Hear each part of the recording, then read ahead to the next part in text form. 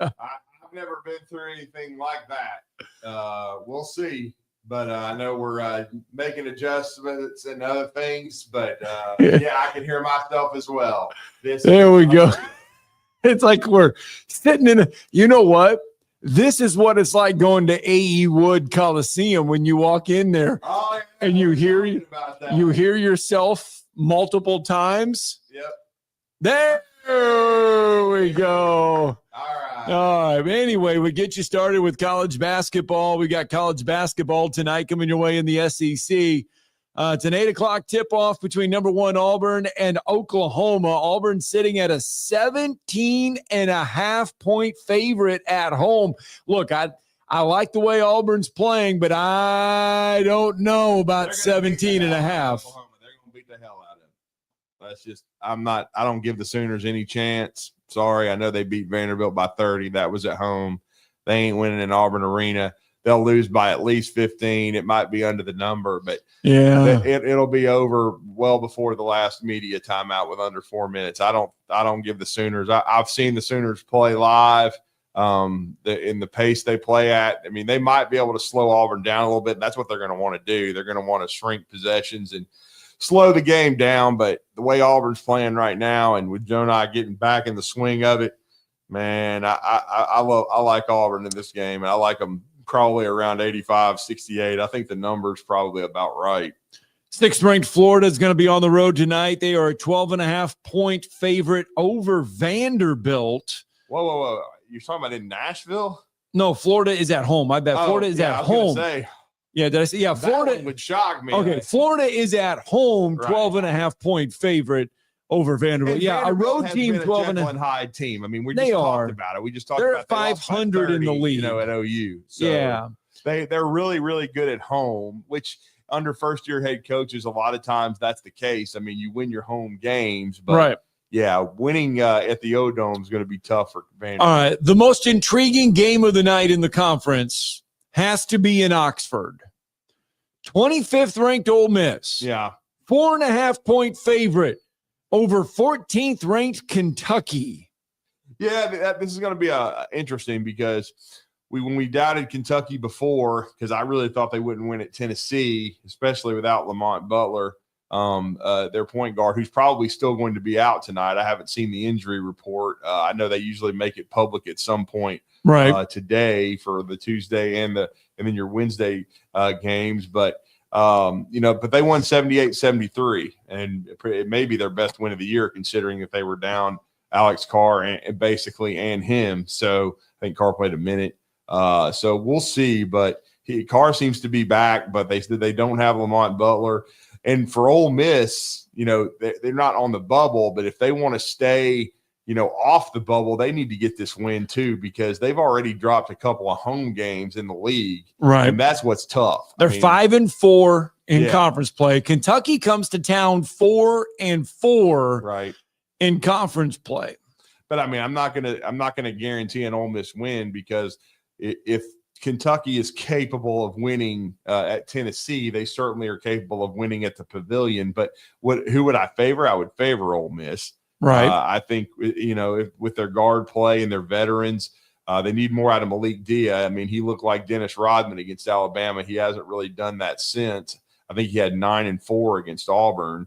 But again, Ole Miss needs this game. I mean, Kentucky, they're still solidly in there. They've got a lot of great wins, including Duke, in beating Duke early. But again, we'll see. But without Lamont Butler, that's tough for me to think that now. I think the game will be close? Yes. But I would have to slightly favor Ole Miss in this game at the Pavilion. And Ole Miss, to be honest, needs it even more than Kentucky. I know they're still smarting from that loss to Arkansas because of their former coach. But again, Ole Miss has lost to Auburn in a battle that was a high scoring one. Auburn was able to kind of pull away and really shot the ball well. And that was a little bit of a surprise, only because Beard's teams are so good defensively, but it's how good Auburn is. No question about it. And they also blew that game, against Missouri at home, which that one really stings right now because they were up, with yeah, 8 to 10 points with about 2 minutes to go, and they blew that game. So Ole Miss has dropped 2 at home, which is just really, really damaging. Because again, I think they're an NCAA tournament team, even if they go 8 and 10 in the league, but you would be on the bubble. You would be almost in the conversation for the first 4. So Ole Miss to me needs this game. You need to win games on the road. But I will say this for Kentucky, it's why you made a point of it's the kind of the showcase game of the night. I think it is. I mean, because Kentucky, they've lost to Alabama at home, and they've lost to Arkansas at home in the conference, which doesn't happen a lot because Rupp Arena is a very difficult place to play. But one of those has already been canceled out with their win, and really you could say both of them because they won at Mississippi State, right, place to play, and they won, at Tennessee. But still, I mean, this is a get right game for one of these two teams, and you're wanting to stay in the upper half of the SEC. And the loser could be in a little bit of trouble of that happening because I don't think either one of them is going to be in danger of missing the NCAAs. Now, you may play yourself onto the bubble, though, because, again, and the thing that bothers me about Kentucky is, again, if you don't have Lamont Butler, he's your best on-ball defender. And even with Lamont Butler, who's outstanding, who's had a great year, they still haven't been good defensively. So my thing is, how are you going to stop Ole Miss? That's why I would take the Rebels. By the end of the night, if Vanderbilt and Kentucky are unable to pick up wins, right, both of them would be 4-5 in the league. Ole Miss with a win tonight would move to 6-4. 6-4. Florida would move to 6-3 in the league. And of course, they come to Auburn on Saturday. Yeah. So, and that's going to be Florida has to stay focused. Can't worry about that. I mean, that's going to be a huge road test for the Gators. Yes. But I will say this. The Gators have been another team that's been really tough at home and then here on the road, just simply because you look at it and you go to Knoxville on Saturday and get eviscerated. Tennessee shorthanded, not 1 but 2 players out on Saturday, and you still lose by 20. Yeah, they lost 64-44 after beating them 30 points at home. Yeah. But so Florida's very, very good at home. So that's why I expect them to win tonight. But being able to beat Auburn, I mean, Auburn, I'll say they have the best home court advantage in the league. And the only team that's had a chance to beat them is Tennessee. Tennessee had a golden opportunity to knock them off in Auburn because they got the game played at the pace they wanted. It was a low scoring kind of rock fight type of game, and they just didn't make the plays. I mean, I know there was some questionable calls, but that's going to happen on the road when you have possession of the ball up 2 and you have a chance in your best player's hands, really honestly, or one of your 2 best players, Zakai Ziegler, and he gets switched off on a big man. I know Jonah Broom's a great player, but you got to take advantage of that matchup, score the ball, and win the game. So Tennessee let that one get away from them. Auburn made the plays. Jonah made the play to Miles Kelly, and we know what happened. Auburn won 53-51. So it's going to be an interesting night, though. It's a really tough league, and there has been some surprises each weekend and week to say. So like last week, I think the biggest probably was the 2 biggest were early in the week, Tennessee losing at home to Kentucky being shorthanded and winning that game. Right. And then Missouri just going to Starkville and just laying waste to Mississippi State. So Missouri right now, they're very, very quietly 6-2 in the league, and they're right behind Alabama and Auburn. All right, ESPN yesterday did put out their college basketball national championship odds. Yeah. And it is worth kind of glancing over for a minute heading into what will be 3 games tonight in the conference. Auburn and Duke still sit atop the best championship odds as far as getting to the Final Four go. Both are at -125. Auburn and Duke have the 2 best odds to get there to the national championship game. Duke is a +390. Auburn has the best odds right now, according to ESPN, at +380 to win the national championship. But then there are a slew of teams right behind them. Houston, Alabama. Alabama is a 12-1 favorite to win Alabama, is a 12-1 favorite to win the national championship. Tennessee is an 18-1. So is Florida. They have Florida and Tennessee both with the same odds to win the national championship in basketball right now. Well, the crazy thing is, it just goes to show you how strong the SEC is, but Tennessee's ranked, I believe, 4th in the country, behind Alabama and Auburn. Well, Auburn being number 1, and right, it should be. Yes. And then Alabama moving up to 3. And Tennessee lost the game at home to Kentucky, and yet they bounced back and beat Florida, and they're still inside the top 5. Yeah. I mean, people still think that much of them. And you can understand it because, like I just said, they're the only team that's had a chance to win at Auburn. So, and that's pretty significant. So, and because that's basically one of the 2 to 3 toughest places to play in all of college basketball. Just to tell you how down the ACC is right now and how good Duke is in that league this year. Right. Their odds to win the ACC, according to ESPN right now, is minus 2,000. Yeah, the ACC is terrible. I mean, that minus 2,000. It's not quite as bad as the football, in that league, but it's pretty bad. I mean, I've been kind of, you follow it and you watch a little bit of it. Right. And Carolina's down. So that really hurts the league. Louisville's had a resurgence under Pat Kelsey, but I still am not quite sure how good they are because they just got bit the other day and got beat. So, I'll be honest, it kind of reminds me, the ACC right now, of about around the 2008 to 2012 SEC, where it was basically Kentucky, Florida, and a bunch of tomato cans because there's just, is that that's where the ACC is right now? They're not going to have just 2 make it, I don't think. But I mean, they're gonna get probably at least 4 teams in the NCAA tournament.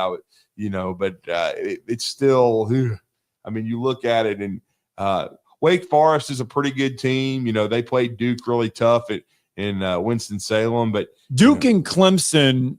And Duke is 11-0. Clemson is 10-1. I believe Clemson they play this radar. weekend. They play on Saturday, by the way. Brad Brownell, man, we all know what he did last year. He got to the Elite 8, lost to Alabama. They just kind of plug along, and people just don't understand how good a job he's done. Yes. Yeah, they host Duke on Saturday, and it's a milestone game, by the way. Yeah. Because for the first time in nearly 2 years, Dick Vitale will be calling a basketball game. I saw that last night. He will be calling the Clemson Duke game on Saturday, I believe. Because he was slated to come back a couple weeks ago. Right. He had a fall. They had to make sure he was okay. And now he's going to be back. And that's a big game. It'll be great to hear Dick back on the air. I know he's been chomping at the bit to get to be back behind the mic. And so it's going to be great that he gets a chance to do a game of that caliber with Duke and Clemson. All right. Tomorrow we'll go over the bracketology because Joe Lunardi releases it on Tuesdays. Yeah. And that'll come out later today, but we'll go over that because it's interesting to see where the ACC, how many teams they will get in and how many do not make it there. Anyway, 256-576-4977. I know we got a bunch of phone calls. But let's get our first break-in of the morning. When we get back, we will go out and do some phone calls, and we will check in with Bruce Pearl because he talked yesterday about the practice facility and the NIL and everything that was supposed to happen. We'll hear from him and all kinds of other stuff. It's Talking Ball, 97.7 ESPN The Zone.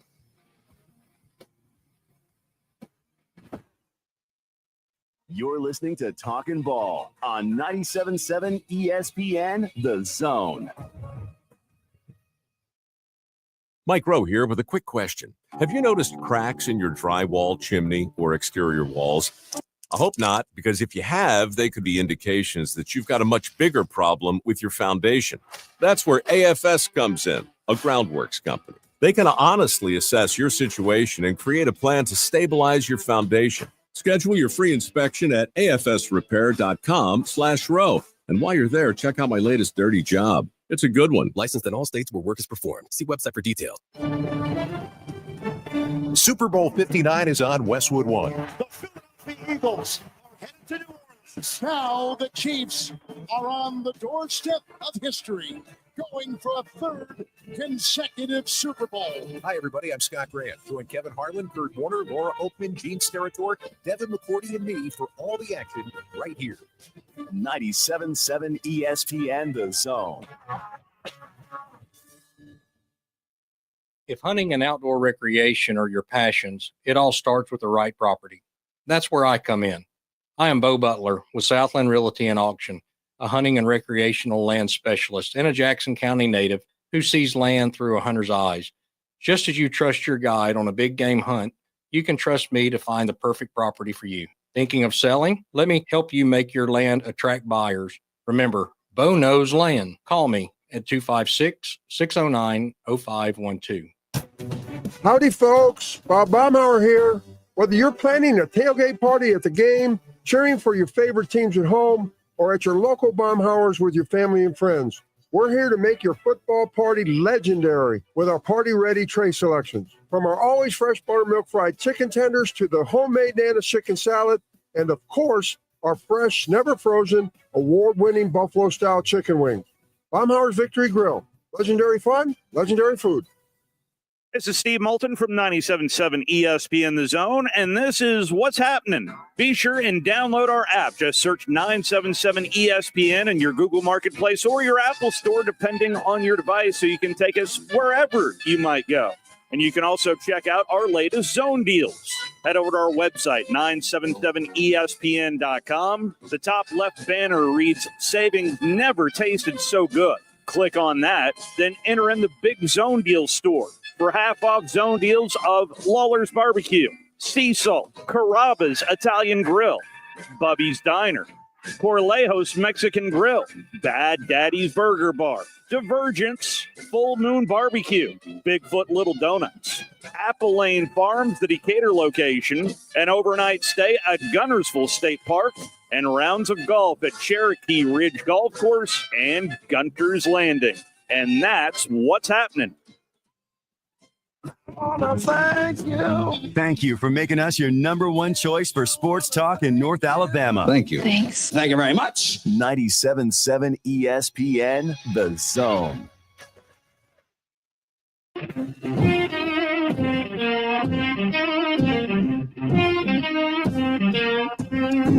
All right, welcome back. Talking Ball 97.7 ESPN, The Zone. Scott Tyson, Drew DeArmond. Welcome back on a Tuesday morning.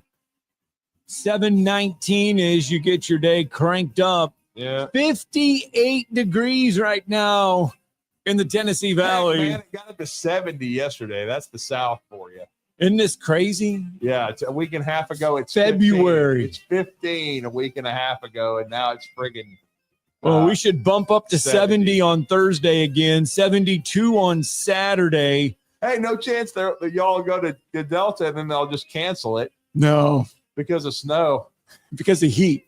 Well, yeah. Cancel because of heat. Well, I mean, too hot. There's no chance of snow now, though. Yeah, no snow, no ice. Yeah. When we leave on Wednesday, we will be. You won't get an hour safely assured Delta, we're heading. They'll cancel the game. Yeah, and then still lose.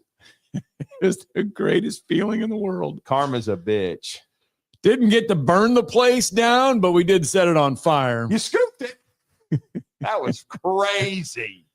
Oh, man. Daniel Saylor, the Iceman. That's what you can call him now, too, because they canceled it because of ice. So the Iceman with the scoop and the finger roll. Let's slip in Richard here real fast on the phone lines. Good morning, Richard. Good morning, Richard. Morning, guys. Actually, you guys were talking about the weather. I talked to a buddy of mine up in South Bend yesterday, and all their snow melted.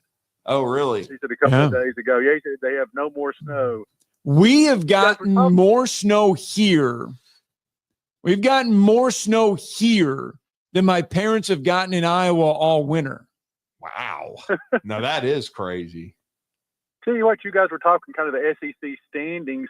I didn't realize it until about a week ago, but the SEC tournament Wednesday is now 4 games. So the bottom 8. Oh, the bottom 8? I got you. Yeah, but you're talking Kentucky 4 and 5. You know, lost tonight. Boy. Kentucky possibly playing on a Wednesday. Yeesh. Jeff won't be able to handle that, man. Yeah, and then like a buddy of mine said, if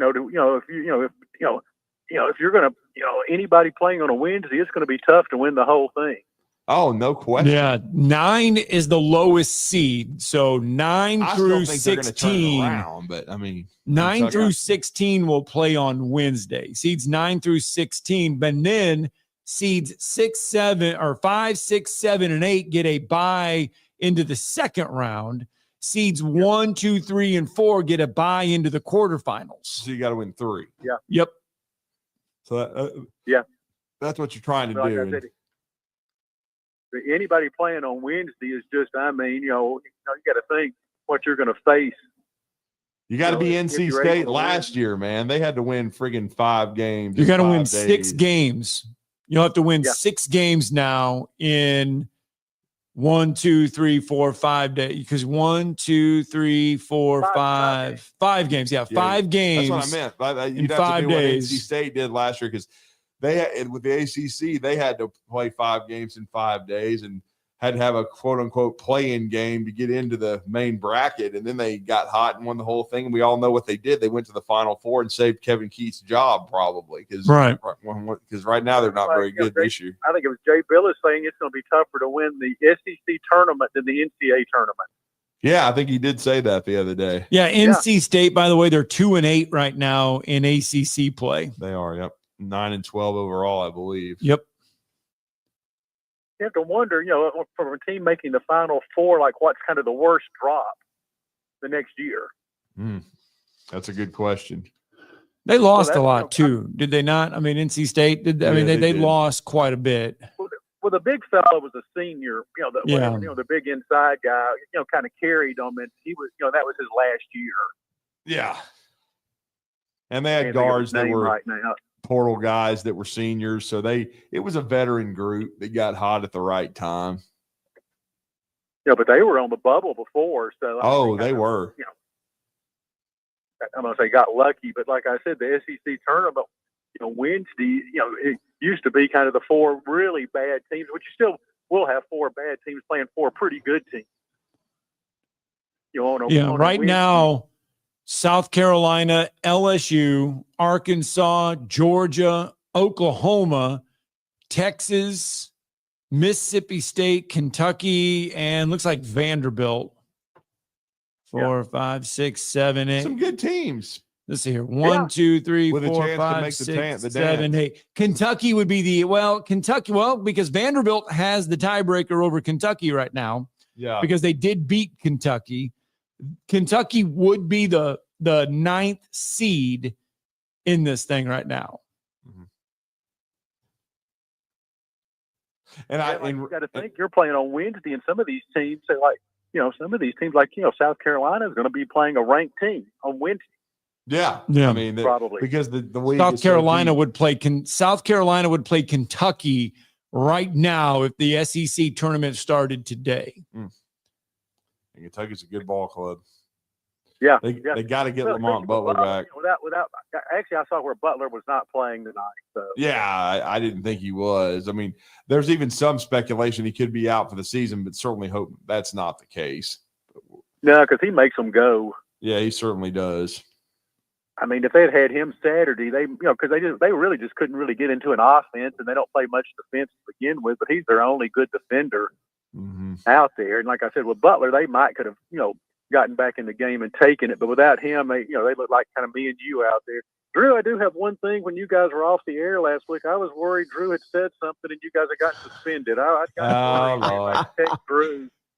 Yeah, I'm just here so I don't get fined. After like Wednesday, I go, "What's going on out there?" I was worried Drew might have said something on the air there. No, we kept it clean.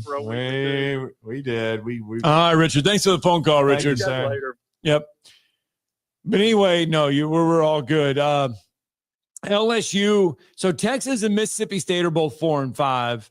So one of those two would be playing LSU. The other one would get Arkansas, and then Oklahoma and Georgia would be the other matchup if the SEC tournament started today. Auburn, Alabama, Missouri, and Texas A&M would most likely be your 4 teams that would be into the quarterfinals and would get that, is it a triple bye or a double bye? It'd be the double bye. Yeah. And then the rest would stack in there for the second round. So that is something to keep in mind for the SEC basketball tournament, which gets underway March 12th. Oh, Just a little over a month from crazy, now. man. We have the SEC basketball tournament where it belongs. In Nashville, Tennessee. That's where it belongs. Yeah. Not St. Louis, Missouri. Not Tampa.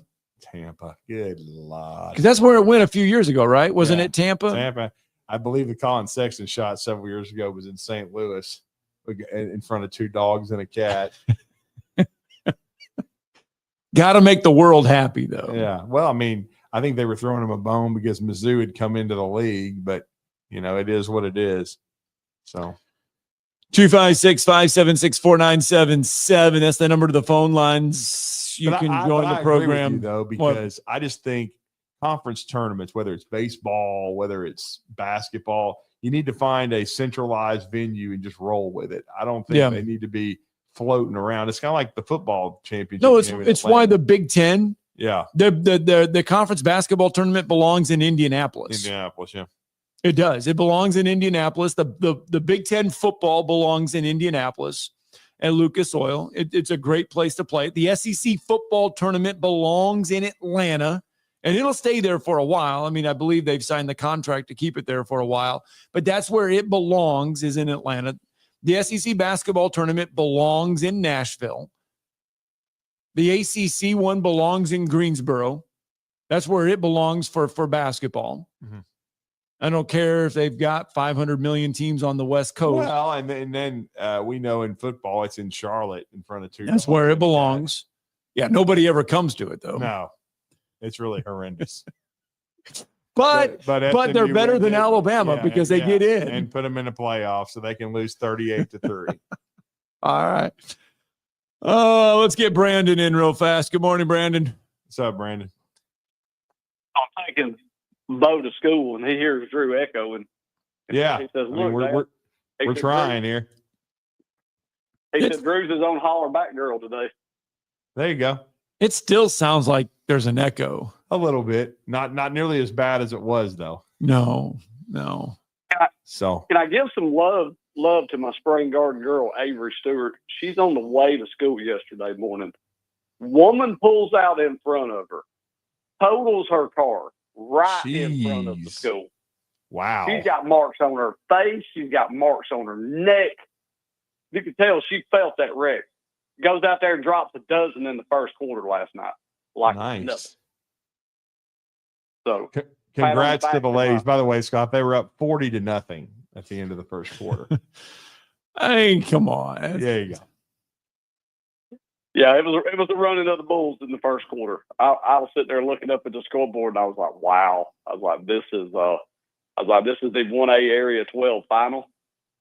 I was like, woo. I was like, this feels like Jeff from the Burrow the other night. So I just want to give her a pat on the back. The total a car like that and being that kind of a wreck where you can physically see marks on somebody, and she doesn't even blink her eye and goes out there and she's just 3-ball. And she didn't really have to do anything for the rest of the night after that. So she was my MVP. Wow, congratulations. And just thank goodness she's okay. Amazing, just trying to go to school in the mornings in a 25-mile-an-hour speed zone there. Somebody manages to total your car trying to almost turn in a driveway to the school. So looking forward to seeing them. They'll be taking on somebody Friday night. We don't know who yet, but hopefully big things are coming. So looking for a really good time. So tell me about Sailor. So Sailor finger rolls and y'all beat the crap out of Valdosta? Not beat the crap. No. So UAH actually in that ball game had a lead in the first half. Yes. Did not lead at any point in that ball game in the second half. Tied it up. Very fortunate because Valdosta State had 3 opportunities to win the game.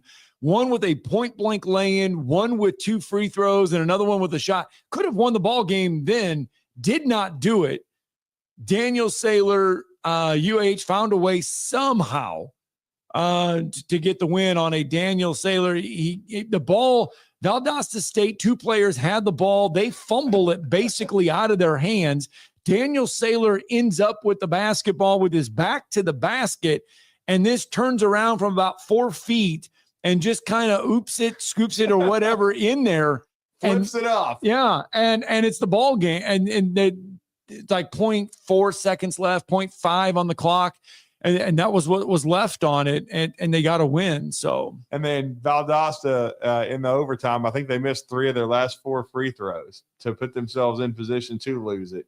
Yeah, they had a shot. They had every shot in regulation and in overtime to win that ball game. So, it was that game there lived up to the billing, and little did we know going into it that the coaches poll would come out later and Valdosta State would be number 6. UAH was number 4. Wow. So that was a 4 versus 6 matchup on the road.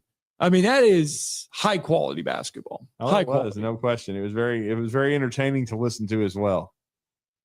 Well, during the boys' game last night, John Welsh dunked so hard, and I was watching it on the screen. I yelled so loud that the lady behind the concession stand dumped food all on the floor. So I offered to pay for it. So I guess I got a little fired up myself. So. Well, congrats to the ladies and the men. Thank you, sir. All right, thanks, Brandon. All right, 7:32 on a Tuesday morning. We got to hit the pause button. When we come back, Talking Ball going to return 256-576-4977. But before that, Chris Lee's got to join us. We've talked SEC basketball, really. We've got the table set for Chris Lee. He just needs to eat next.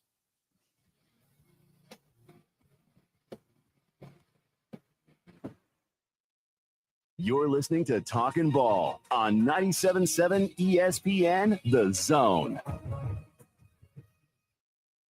From the Fox 54 Weather Center, I'm Chief Meteorologist Jordan Dressman. Temperatures dropped into the lower 50s as we head into the overnight, early into your Wednesday morning. Mostly cloudy sky. Wednesday afternoon, temperatures climbing into the mid and upper 60s. A couple of folks talking about the lower 70s. A couple of rain showers are going to be possible through Wednesday afternoon, but the day's certainly not going to be a wash, and the vast majority of us probably going to end up staying dry. We only drop into the mid and upper 50s as we head into the overnight, early Thursday morning. Much the same Thursday afternoon, a mostly cloudy sky. Temperatures climbing into the lower 70s. I'm Chief Meteorologist Jordan Dressman on your home for ESPN Radio, 97.7 ESPN, The Zone. Just got a hit and run accident, 565 westbound at exit 2. That's going to be west of Greenbrier. Got a tractor trailer involved in that one, coming in as a no injury. And we got one in Morgan County near Lacey, 231 in Pine Ridge. Had a vehicle hit a deer there, but apparently there's an injury in the vehicle itself.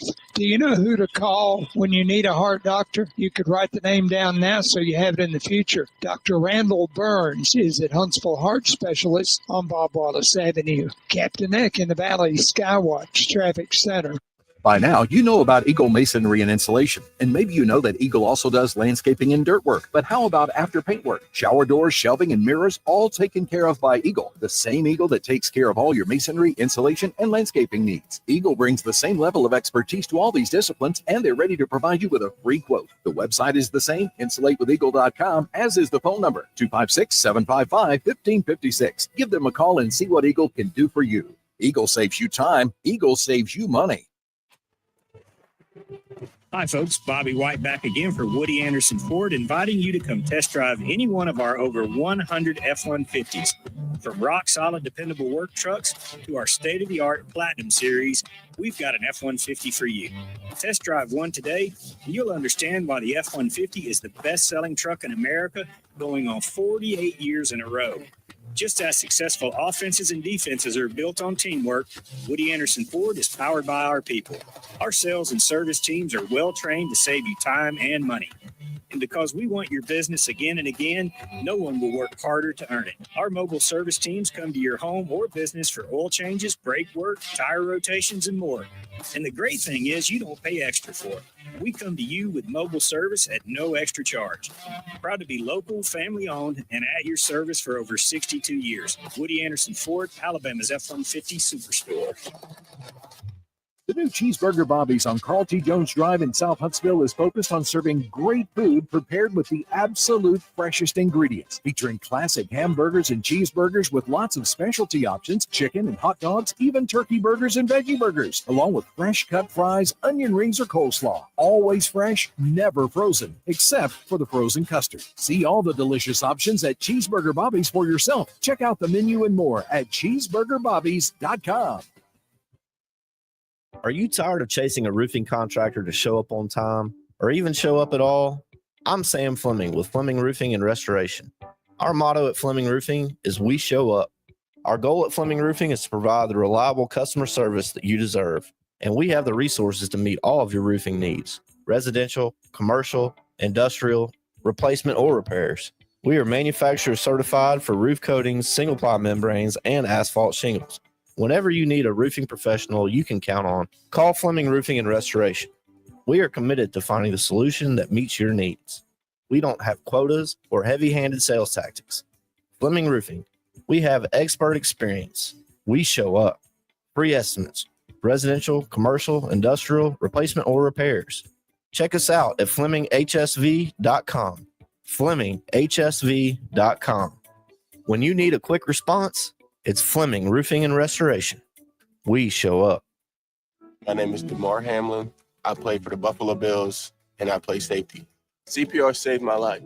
I've teamed up with the American Heart Association as a national ambassador to help create a nation of lifesavers, turning bystanders into lifesavers. Through CPR education and access to AEDs, nearly 3 out of 4 cardiac arrests that don't happen in hospitals happen in homes. Join me to ensure everyone has the chance to live longer, healthier lives. Visit heart.org/nation. This will turn journalism on its ear. Watch our stream on WZZN TV on Twitch and YouTube. But you are the greatest hero in American history. We are 97.7 ESPN, The Zone. There you go. 38 on a Tuesday morning here in the Tennessee Valley. Scott Tyson, Drew DeArmond, Talking Ball, 97.7 ESPN, The Zone, hanging out. We've talked a lot of college basketball. We tried setting the stage for what will be just 3 games in the conference tonight. 6th-ranked Florida hosting Vanderbilt, 25th-ranked Ole Miss hosting 14th-ranked Kentucky, and top-ranked Auburn hosting Oklahoma. And we've kind of talked about the championship odds for the contenders in college basketball this year going into the week, I should say.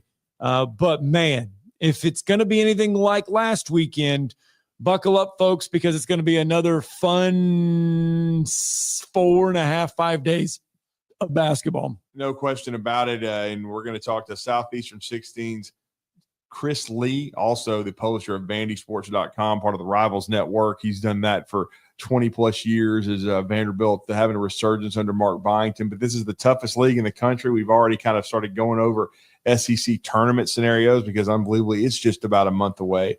And I look forward to hopefully seeing Chris over there in his homestead in Nashville. But we're going to talk some SEC basketball for the next few minutes with him here on the Neighbors Wealth Management Hotline. Chris, good morning. Hey, good morning. If you guys are already unpacking SEC tournament scenarios, you are hardcore. I'm not even going to dare go there yet. No, we were decided. Yeah. We were just looking at it because of the expanded SEC field. Yeah. Now there's 4 games on Wednesday, and I shouldn't say looking at. Yeah. We were just kind of looking at the fact that now it's really hard to get, because Jay Billis said winning the SEC tournament could be harder than winning the NCAA tournament. And if you look at the results from the year, and now you got to do 5 games in 5 days, what he's saying was not far off. Yeah, that sounds a lot like the baseball tournament I cover every year. But, yeah, but hey, try this on for size, though, guys. I mean, you could have a team that is going to be an NCAA tournament team playing in the Wednesday night game. I don't think that's ever happened in this right. We were talking about that. Like right now, Kentucky. Yeah, Kentucky would be that Wednesday. team. Yeah, crazy. It's crazy. Yeah, I mean, and he laughs about it. Yeah, of course. I mean, because the team that was top 10 in the AP last week. I didn't see where it settled yesterday, but yeah, that's where we are. That's where we are. And again, you've got a team that is winless in South Carolina, but they could really be above 500 if they had a break or two in the league. I mean, they haven't been as bad, I don't think, as their record indicates. Like I've heard some other analysts. In fact, it was on your channel. You guys had Coach Mark Wise on, and he was talking about if you put Georgia or South Carolina or, some of these other teams that are struggling a little bit, in the ACC, where would they be? And so, because that's one of my favorite exercises. Yeah. I mean, we were looking by Ken Palm, and I think South Carolina would be the 8th ranked Ken Palm team in an 18-team SEC league, and it's 0-9 in the SEC. Yeah, it's been rough. They've really fallen short and had some really, really, really, really tough losses. But I wanted to ask you too. I mean, because it was kind of a tale of two games for a team even like Tennessee. Tennessee, they fall at home to Kentucky when nobody thinks that's going to happen. And we just were joking about Kentucky right now being 9th in the league, and they're a very, very good basketball team. But then Tennessee bounces back and eviscerates Florida. And your colleague Blake Lovell came on with us last week, and I'll give him credit. He said, look, every metric, everything you look at points to, Florida beating Tennessee, but he goes, I just don't see it. He goes, I just got a feeling, especially being in Knoxville, even though Florida routed Tennessee, that this is pointing to the Vols winning this game. And they won it impressively, and they needed to, because I mean, they had the near miss against Auburn where they very easily could have won that road game. And then I quite frankly was stunned that they lost to Kentucky when Kentucky, was down 2 guys.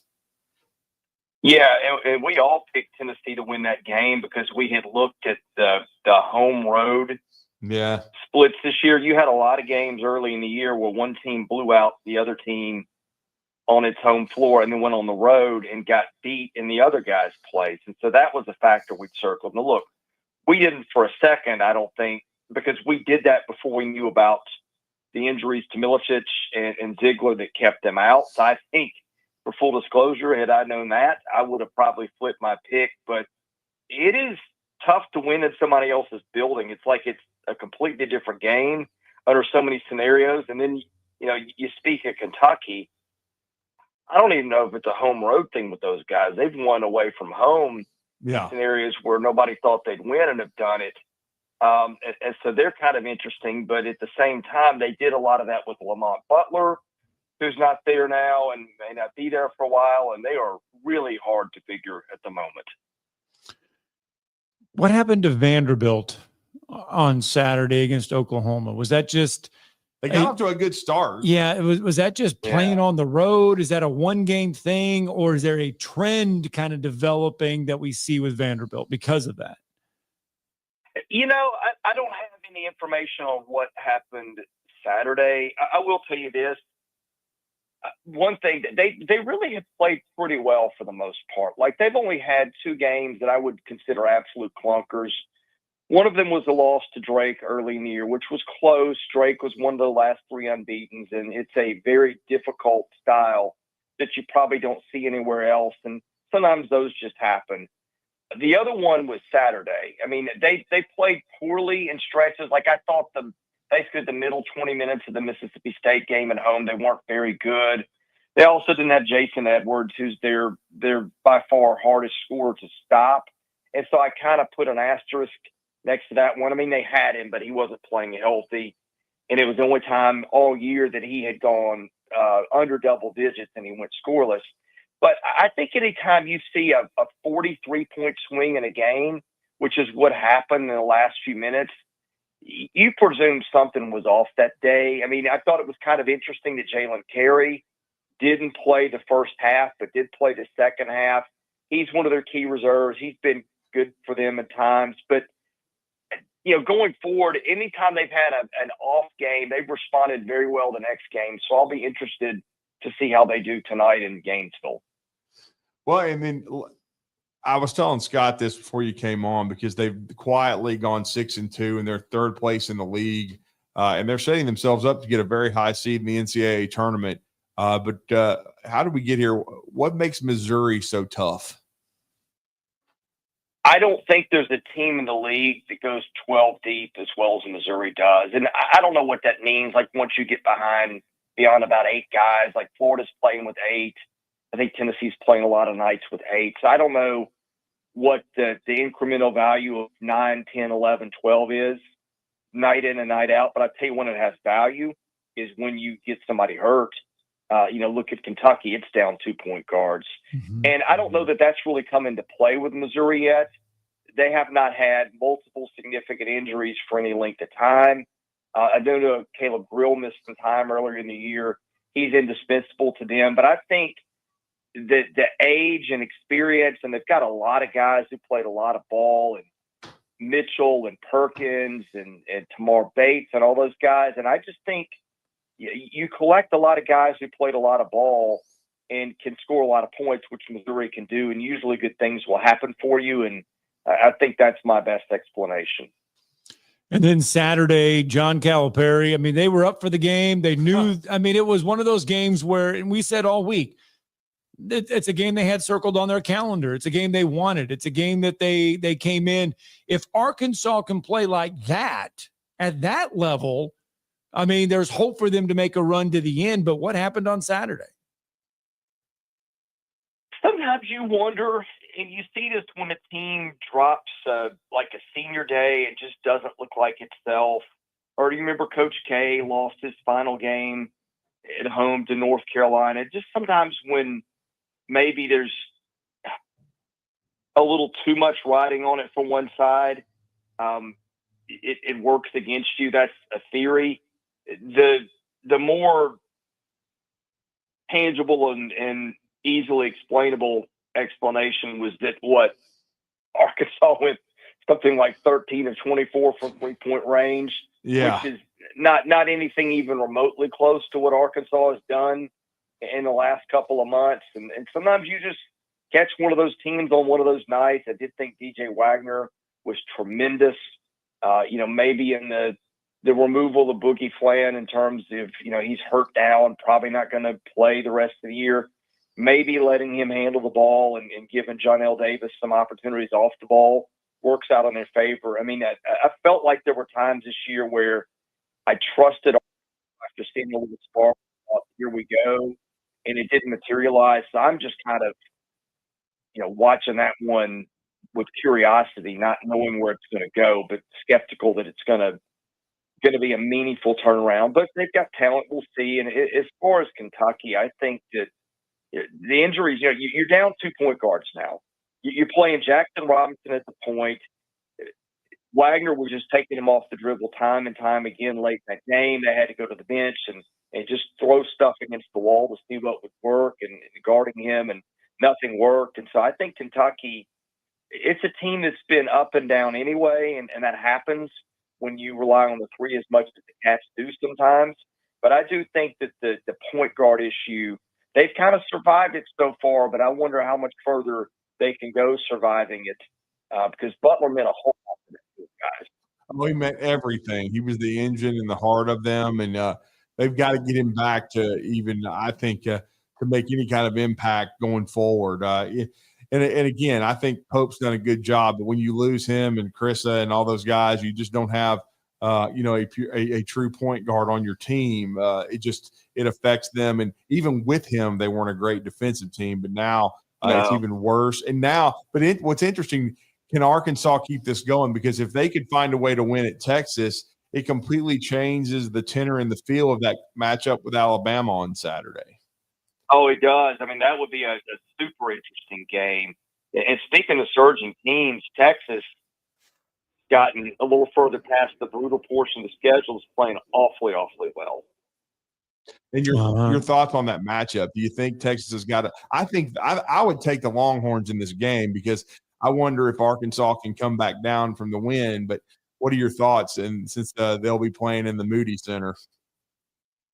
Yeah, I mean, I think everything would tell you have to favor Texas. And I'm looking online for a for a line. There's not one yet because we're 2 days, I guess, a day out. I do know Right. that the tickets are selling for $130, which tells me a little something about excitement in Austin. Yeah. I'll just stand on what I said about Arkansas with lack of a better answer.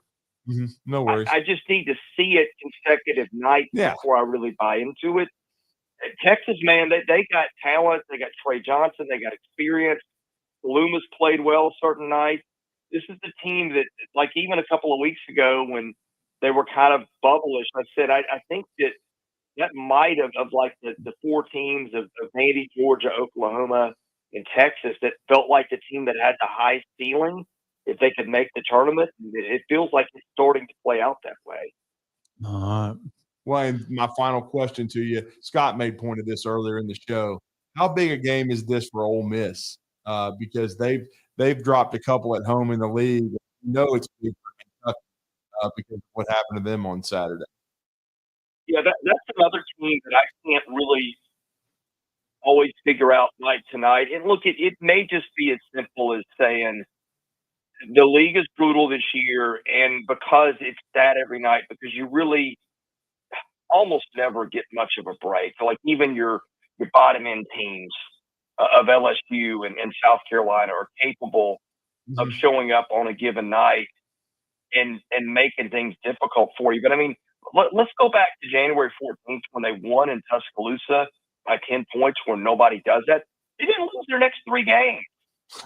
Then they beat Texas, which has been red hot. And then they lost Auburn, which everybody's doing right now. But the point is, they lost 4 of the last 5 games after beating Alabama, which I don't think I saw coming. Now, I do think that this is a game, we broke it down yesterday, feels like it favors Ole Miss to me because of the depth at guard, and Ole Miss has got a ton of it too. And Sean Padula is one of the better players in this league who probably doesn't get talked about enough. And then you look over to the other sideline, and Kentucky is without its 2 points, and Butler increases. So it feels like a spot where it favors Ole Miss, but Ole Miss has not consistently been able to win games since that Alabama contest. In Kentucky, it feels like sometimes the games that we don't think Kentucky is going to drop are the ones that it drops, and the games we don't think Kentucky's going to win. I think it's won 4 times as an underdog or when Kentucky wins. So I did pick Ole Miss. It scares me for that reason, but I also think officially, like, this is going to normalize a little bit. And if they keep playing without Butler, especially against a team like Ole Miss, that just feels like a bad spot for Kentucky. Southeastern 16. It's Chris Lee and crew. It's a great source for for SEC basketball, baseball, football. You guys do a great job, Chris. We appreciate the time. Yeah, and just an announcement for your audience. Thompson and Rob on in the last week. I think both those are published now.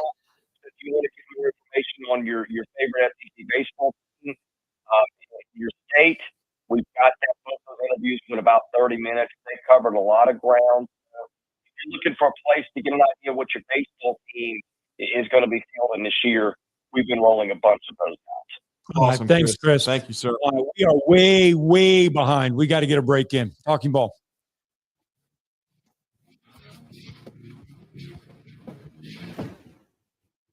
You're listening to Talkin' Ball on 97.7 ESPN, The Zone.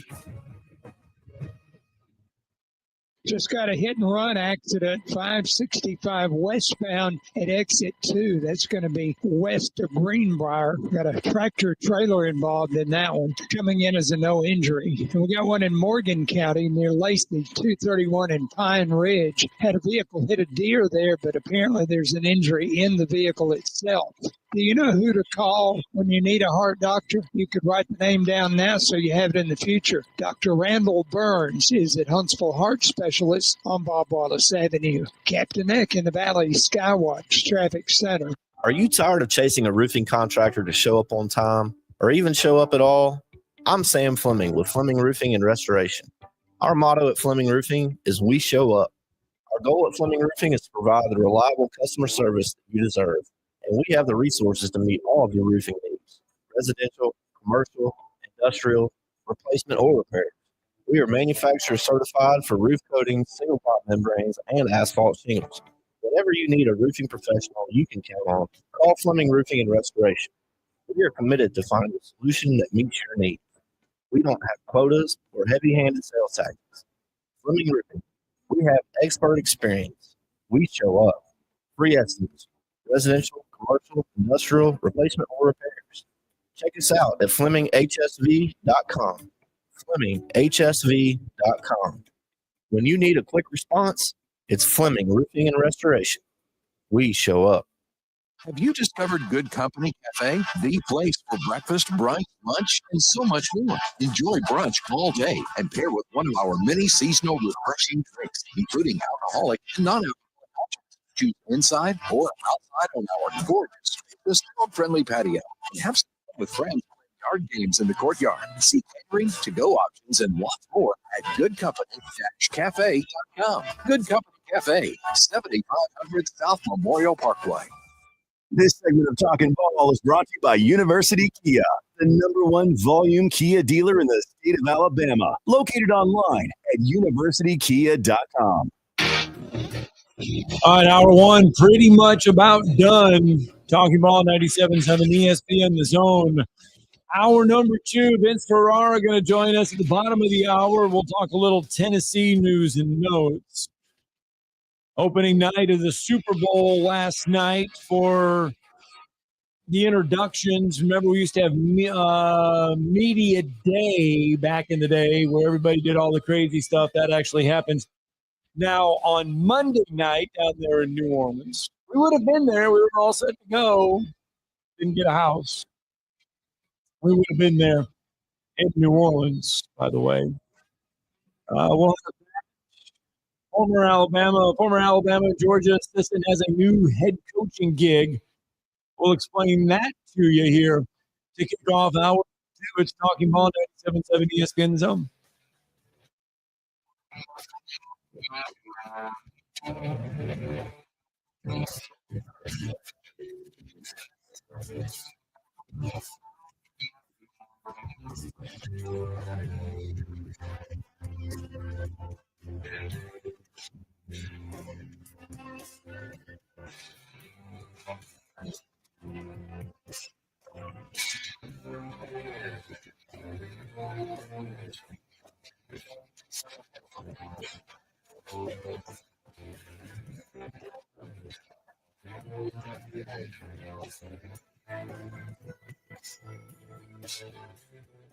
This is Brent Musburger's VSiN Action Update on 97.7 ESPN The Zone. For a limited time, GBank is offering a $250 bonus when you open a GBank Visa signature card. Apply today at vsin.com/GBank.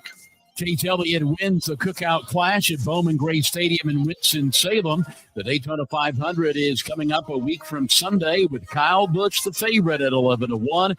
Ryan Blaney, 12-1. Brad Keselowski, 13-1. Joey Logano and Danny Hamlin both at 14-1. College basketball today, UAB, a 1-point favorite against North Texas at Barstow Arena, 137.5 total. Auburn and Oklahoma meet at Neville Arena tomorrow. Super Bowl 59 this week. Superdome in New Orleans. Chiefs a 1.5 favorite over the Eagles. Total 48.5. For more, go to VSIN.com. Union Grove, Huntsville, Alabama. 97.7 ESPN The Zone. SportsBet is the official team positions of the Rocket City Trash Bandits. Pros trust SportsMed, and you can too. SportsMed provides for complete orthopedic care, specializing in orthopedic surgery, sports medicine, joint replacement, spine surgery, neurosurgery, and podiatry. And they offer their own brace shop, in-house full body MRI, physical therapy, walk-in clinic, and so much more. Their locations and on the web at sportsalabama.com. This hour brought to you by SportsMed Orthopedic and Spine Center. Online at sportsmedalabama.com.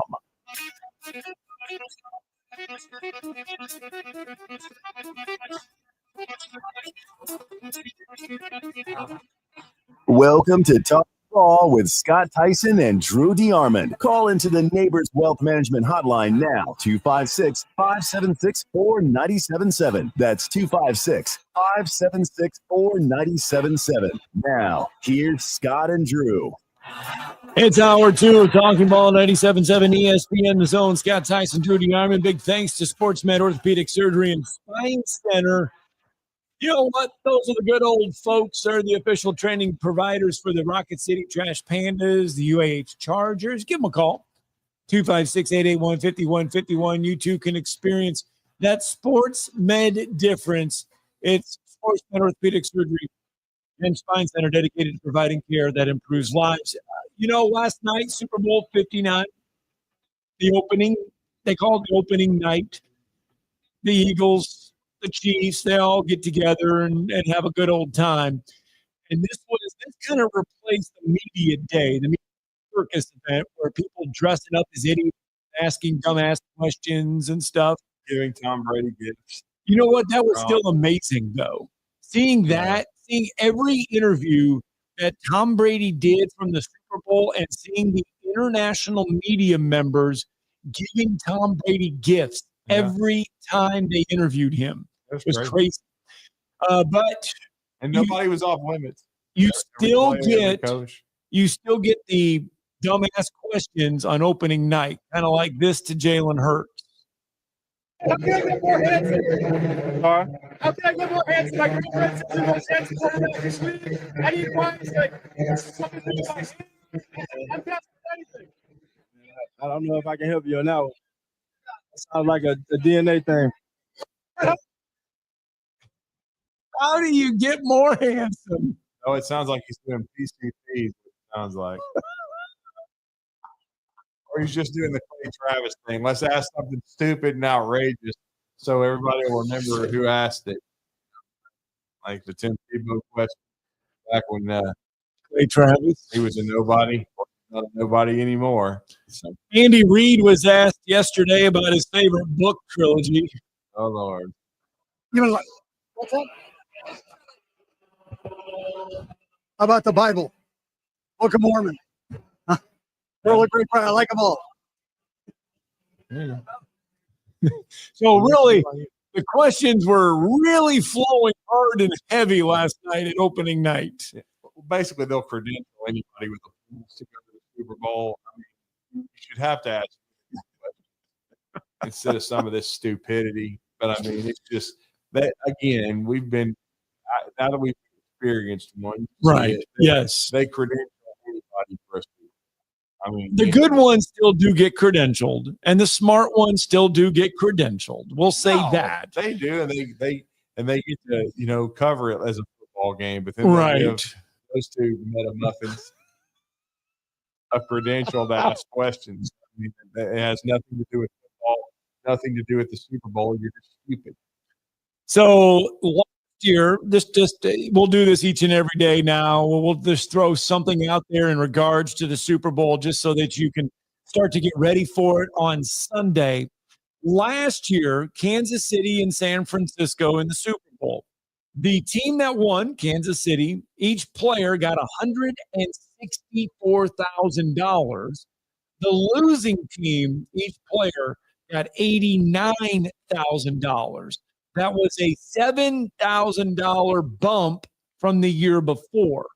So if it goes in that trend, each player this year should get around $170,000 to win the Super Bowl. If you are on the winning team, you should get around $170,000. The losing Super Bowl should get anywhere in the $90,000 range if we are adding the trend going up about $7,000 each year. So there you go. The winning team will get about $172,000 this year each player. So there you go. If that is Philadelphia, remember Reed Blankenship from West Limestone. I was talking to somebody about him yesterday, and I said that was one of the coolest parts of the Super Bowl. Like for me, they were asking who I liked in the game, and I like that. I'm going to pick the Eagles. That's who I'm definitely hoping wins it. Because look, the Chiefs have won 3. I mean, they've already won 3 of the last 5. The The Eagles won one a few years ago, no doubt about it, and then a couple years ago they played it. But the Eagles have a bunch of Bama guys. You've already had some audio from Jalen Hurts, but they have Landon Dickerson. They do have Devontae Smith. They have Eli Ricks, but also you just put it out there. Reed Blankenship. That's Limestone High School.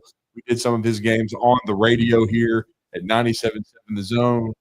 He's been a remarkable story because he's a guy that went to Middle Tennessee, became a safety, a good player, actually got hurt during his career, did not get drafted, and made the Eagles as an undrafted free agent. And now he's a starter and a really, really good player. And so he's got a chance to win a Super Bowl, which would be really, really neat. That would have been one of the coolest parts. We had a Huntsville connection when we went to the Super Bowl, in Atlanta. So, with I believe Trey Flowers, and so with the Patriots, and we would have had one with the Eagles. Nicholas Morrow. Remember that name? Yep. Huntsville High School. He is part of the Philadelphia Eagles. Okay, well, I knew at one time he was, he'd been with a few organizations. I know, I think he made the Raiders, and then as an undrafted free agent, and then I believe, he had moved to the Bears, I believe, and I did not know he was with the Eagles, but that's cool as well. That's another Huntsville connection. All right, so there you go. There's your Super Bowl 59 update. We'll throw little updates at you each and every day, continuing to get you ready for what will be a Super Bowl Sunday. You got to get the food ready as well. You got to get the food ready.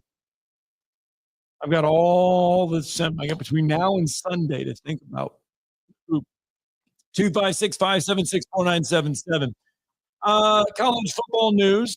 And we saw this yesterday. It got released yesterday. And he's getting his first shot as being a head coach. But former Alabama and Georgia strength and conditioning guru, Scott Cochran. He was head strength coach at Alabama. He was the special teams coordinator at Georgia. But Scott Cochran taking over at West Alabama. Yeah, getting a head coaching opportunity at West Alabama in the Gulf South Conference. So really cool, for him.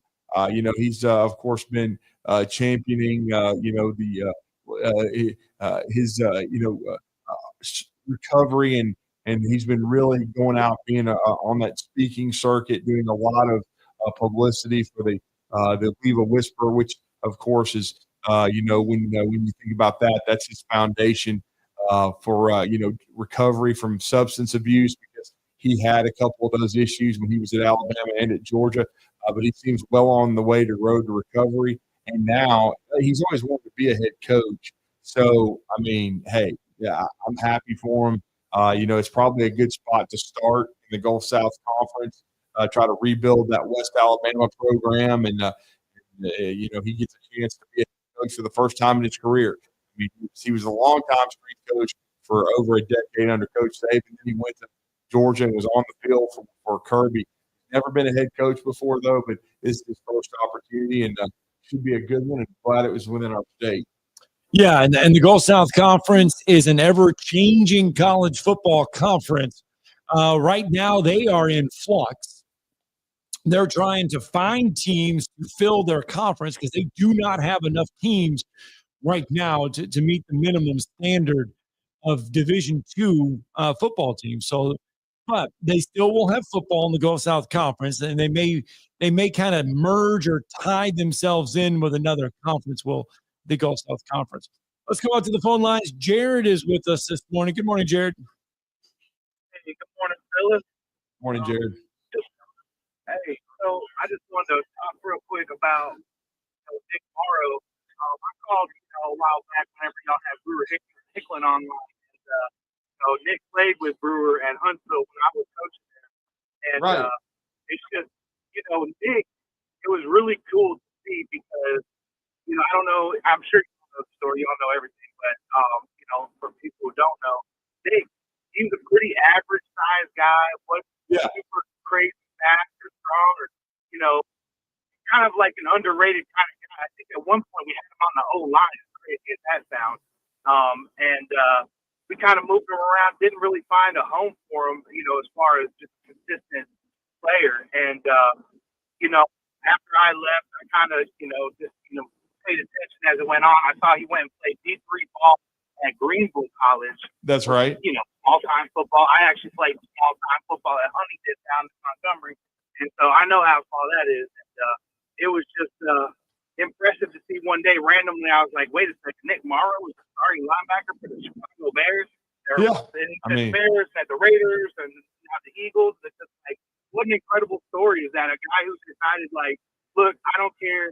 I want to do this. This is going to be my life. I'm going to make it work no matter what. And he went out and got it. It's an incredibly inspiring and impressive story. Oh yeah, when because I remember him on the roster. As a matter of fact, I think I went back and double checked. I just remember he was hurt and had some injuries and wasn't on the field all the time. I think when I went back and looked at one of my old rosters at Huntsville High, I want to say at that time he may have even been a defensive back. And I don't think he was a senior at the time, but he got moved all over the place. I remembered the name, but I just didn't remember, him seeing a ton of action on the field. And you're right. He went to Greenville College, which is a Division III school I believe in South Carolina. And then he makes the Raiders, and then he becomes and he got on the field for them, but then he became, I think he signed as a free agent with the Bears and became a starter for a time. So yeah, it was crazy. I mean, it's total kudos to him for, as you said, not taking no for an answer and making the most out of his opportunity.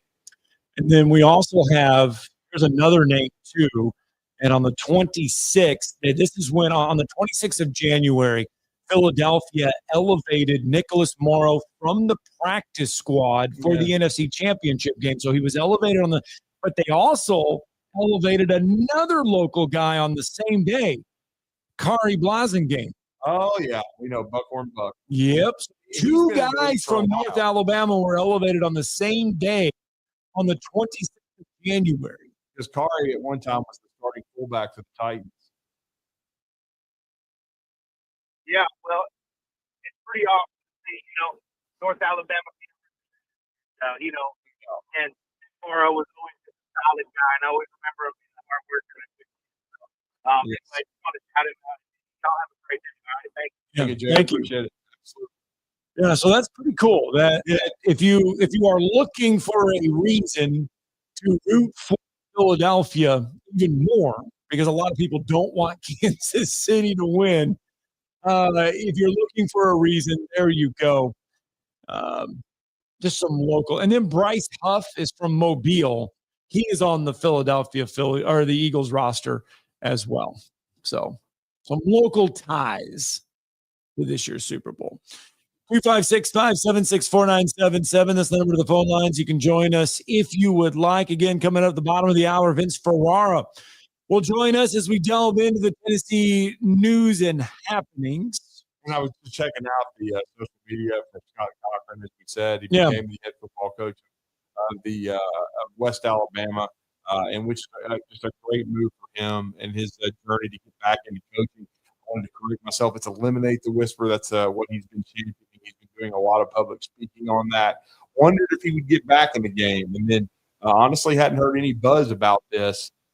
With him being involved in the search at West Alabama to lead the Tigers. But the announcement came yesterday and really, really kind of caught me off guard. But, good for West Alabama, good for Coach Cochran that he gets a chance. But like you said, Scott, GSC undergoing a lot of football changes in their landscape. They are, but they still will have it. But you look, and a lot of people will say, well, it's the Gulf South Conference, it's Division II.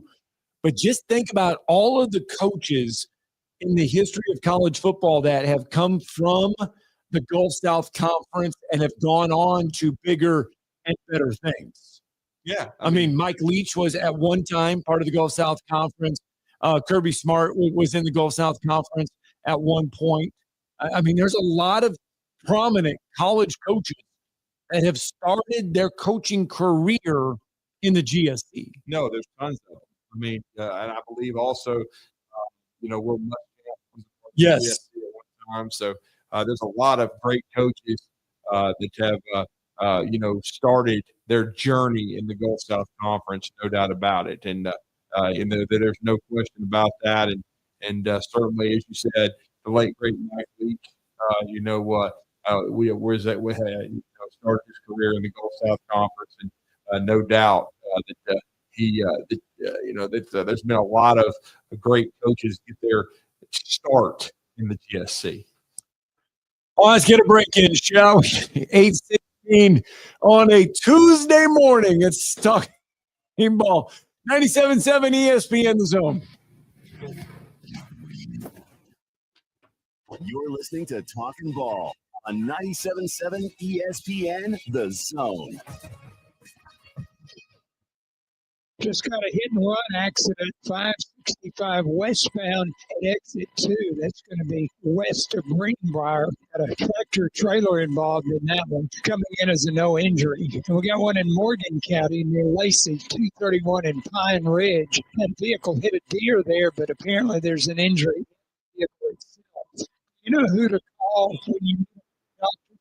Write the name down now so you have it in the future. Randall Burns is at Huntsville Heart Specialist on Bob Wallace Avenue. Captain Eck in the Valley Skywatch Traffic Center. Specialized in simple and affordable rentals, McCurry Van and Car Rental can make sure you have just the right vehicle for your next family vacation, weekend getaway, or if you just need transportation while your vehicle is being repaired. McCurry carries Ford Transit vans and Mercedes Sprinter vans, trucks and work vans, and they offer discounted rental rates for long-term rentals. Now with full Muscle Shoals, Coleman, and Huntsville. Log on McCurryRentals.com to make your reservation now. That's McCurryRentals.com. Are you tired of power outages disrupting your life? It's time for Generac Standby Generator from Current Electric. Storms may reach outside, but inside your family's powered up. Why choose Current Electric for your generator needs? We offer a wide range of models to suit every budget and energy requirement. Our project managers handle every step of the process: power, gas, permitting, and inspection.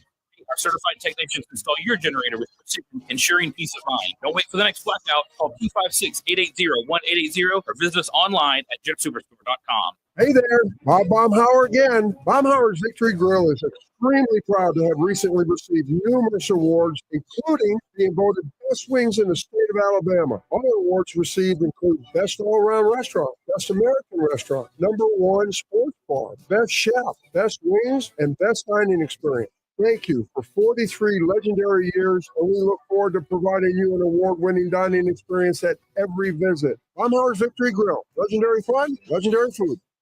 Eagle Masonry and Installation. It's right there in the name. Eagle is your one-stop shop for block, stone, or brickwork, monument signs, and outdoor kitchens and fireplaces. Eagle also offers the finest craftsmanship and insulation, including fiberglass, or spray foam installation, and of course, insulation removal. Years of experience, bringing the region the best in masonry and insulation services. For more information and a quote, visit insulatewitheagle.com. Call 256-755-1556. Eagle saves you time. Eagle saves you money. You can now do more without it costing you more. Alabama's attractions have come together for the all-in-one ticket and downloads to your mobile device. No matter how many attractions listed on the ticket you see during the time span you bought, your price stays the same.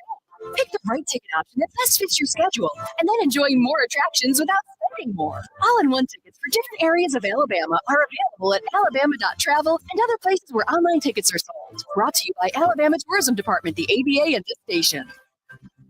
Hey, brother. How you go? John, I've been thinking about our days during the war, and I'm on my way. Thanks, man. If you're a veteran struggling with depression, anxiety, or need someone to talk to, call 800-273-8255. Press 1. It's private and free 24/7. Call 800-273-8255 or visit vetsforhope.com. Sponsored by the Partners of Alabama's Challenge and the Alabama Broadcasters Association. This process is all about talking ball. Listen to Talkin' Ball with Scott Tyson and Drew DeArmond. If they want privacy for it, just start talking ball. Every weekday morning, wake up with Scott and Drew. It's Talkin' Ball, 97.7 ESPN, The Zone.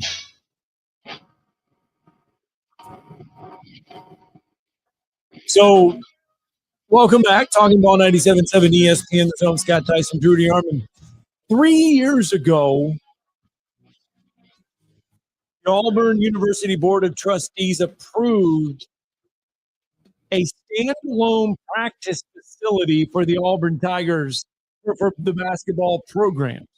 Right. And it was on pace, and then some things happened. Well, then the NIL landscape changed and everything else. NIL, COVID. Yeah, now that's not going to happen. Auburn is not going to get their standalone practice facility. They're going to do some large-scale facility renovations to Neville Arena. Yeah, that's what I heard. And yesterday, Bruce Pearl was asked about that. Here is the coach talking about the changes that have been made. Would any basketball coach like to have a standalone state-of-the-art basketball facility? Of course, I'd be disingenuous if I said that we would love that. But when NIL came in at the same time that our new practice facility was approved, and I think it was before John Cohen was the AD, I immediately looked at it and said, we're got plans that we were in the process of just finishing up football facility. We knew baseball renovation was coming. We knew that stadium had some things that were coming. I just looked at it all at that time when NIL first came out and said, I just don't think we can do this right now. Or whether we should do this right now, because we're going to need to fund our student athletes in all sports. And I just didn't think it was fair the way NIL was set up, was so much of it was going to be on our donors and advertisers and people that were wanting to participate in the NIL, to then ask them at the same time for a brand new state-of-the-art practice facility. So there you go. That was Bruce Pearl's response to that. And that's interesting when you hear those words, because, and the first thing that came to mind, and tell me if I'm way off or not way off on this, that, Alabama would love to have a new basketball arena. They would have. But would you focus more on NIL? Right now, in today's current landscape of college athletics, is it more important to focus on NIL than building a new arena? They already have. Nate Oates has gone on the record with that. They have certainly broken ground on his state-of-the-art standalone practice facility, which if you come to Tuscaloosa, and I've been a few times, it's why half of the Coleman Coliseum parking lot, it's supposed to be done at some point next year, but they are building that facility. That got approved last year when Kentucky tried to hire Nate Oates. And yes, Jeff, moron, they certainly did.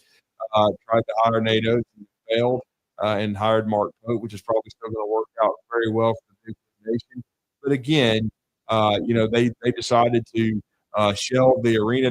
If COVID had not happened with Dr. Dumbass and the rest of the critics, then I think that Alabama and NIL, then I think Alabama would have already broken ground. And honestly, they wouldn't have built this standalone practice facility. I think the practice facility would have been a part of the new arena. Right. They would have built a new arena. But once, NIL happened, once COVID, happened, that farce, then what ends up happening is it shells the entire thing. And Nate Oates made that choice. It's more important, and Bruce was making these to fund their student athletes and to get players. You've got to win in each. Certainly, I think we have sane leadership in our country. In the White House, I think that's another thing in the next couple of years is going to change. Is going to be how NIL is funded, how it's set up, and everything like that. Because look, it's just not sustainable right now. You've got coaches like Jim Larinaga. He quit in the middle of this season.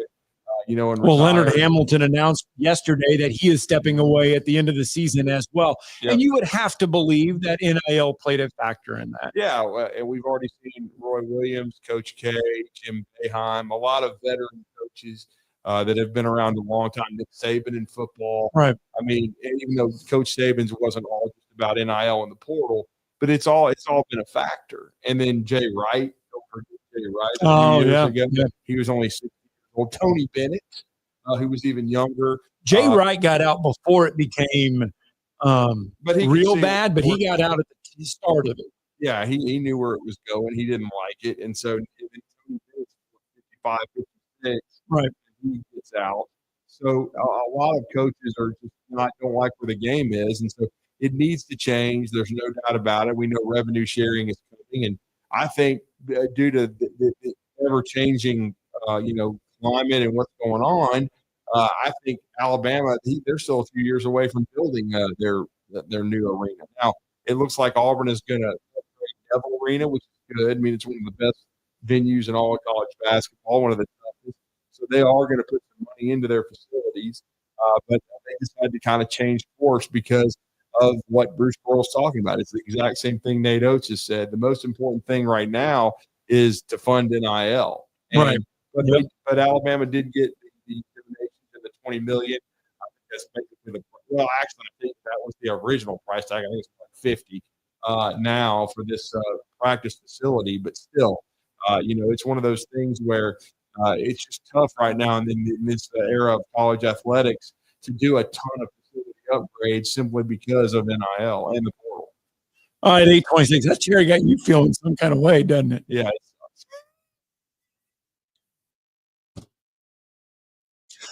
We got new studio. We got new everything except the chairs. Hard on the ass. Yeah. Hurry up, FedEx. Where the hell are you? Because we got to do this again in here tomorrow. Yep. So.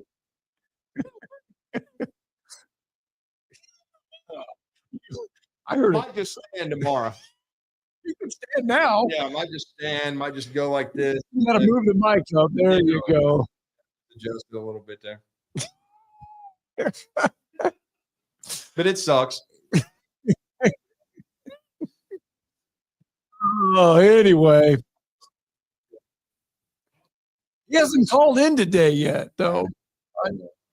I thought maybe, well, you know what? He'll call in for the next show because he doesn't want to have to deal with you now. Well, that's what I'm saying. So I'll take pot shots at him. He's going to call into the other show and take pot shots at me. So there you go.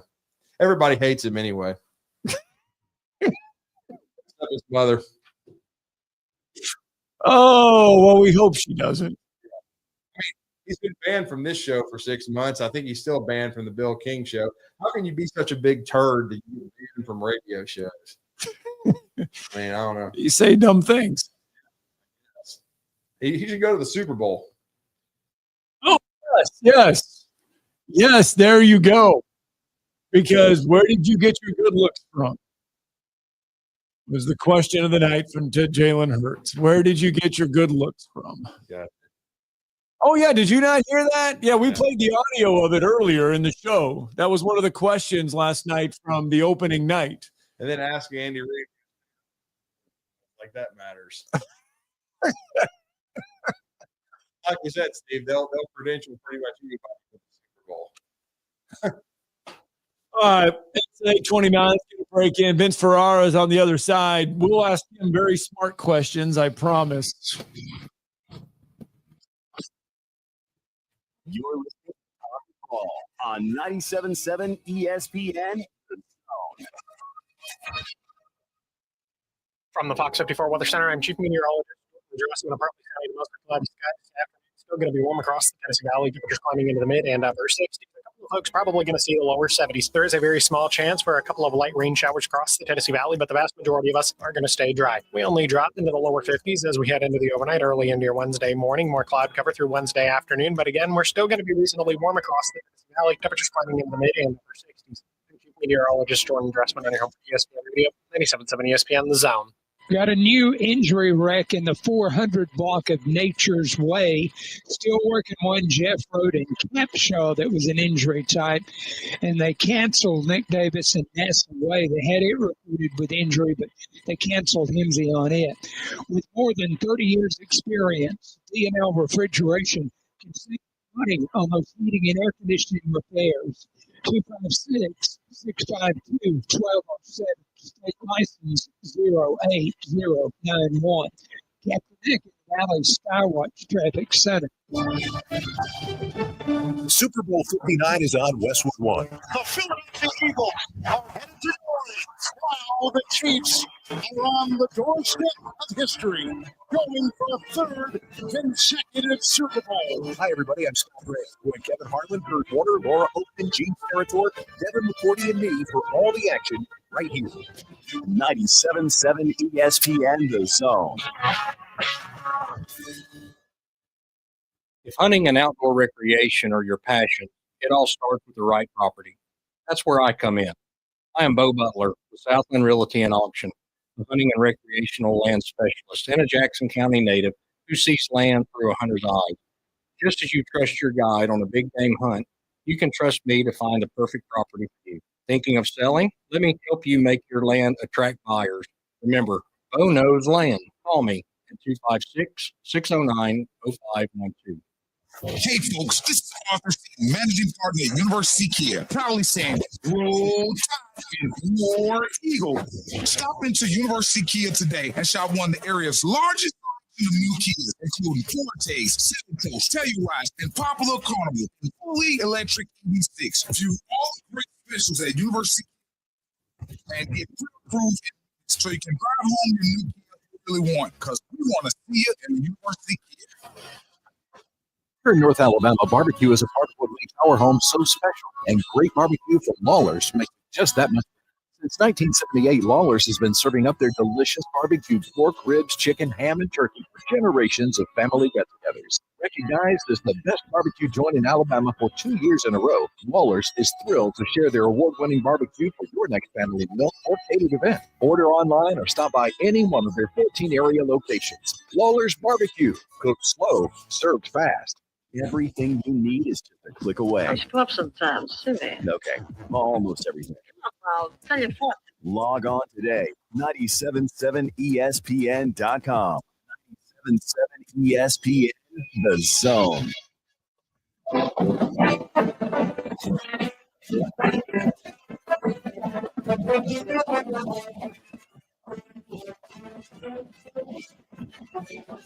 Get you excited? This chair has me excited. Anyway, you hear those sounds? It must be time for us to get some news and notes and happenings with the Tennessee Volunteers. Yeah, even though I don't think that was Tennessee's fight. No, but it just kind of gets you excited, though. That's the second one. I got you. See? I'm so used to hearing the one I hate, which is Rocky Top, played over and over and over again. But it's one of your favorites. It's on your Apple CarPlay. Yeah. Okay. I guess I don't. There you I feel go. it ringing in my head so much that drives me insane. But it's certainly now. There we go. Okay. This gets you all going. Yeah. But I certainly enjoy talking to our next guest. You can't say that with Vince coming on. I mean, Vince understands. He's been on both sides of this. His first part of his then he was at Tennessee, and I do respect the hell out of Rick Barnes. Why do you think we get into fights with Jeff all the time? Just an idiot. Because we're always talking about we think that Rick Barnes is one of the best coaches. Yeah. Right. He's been to the Final Four. He has, and it's really hard to get to the Final Four. Period. Tennessee to where they're ranked number 4 in the country right now, even though they're 5-4 in the SEC, which shows how tough this league is. Yet they're number 4 in the country, and they should have, or you should say, should have, could have, would have. They're the one team that almost won at Auburn. So we know how good this basketball team is. They certainly bounced back from a tough, unexpected loss in my mind in Thompson-Boling Arena to Kentucky to bounce back and get a really good win at the end of last week. No question about that, as they routed the Florida Gators in Thompson-Boling, and they've got another big week coming up as they're trying to stay. Some even still have them a 1 seed.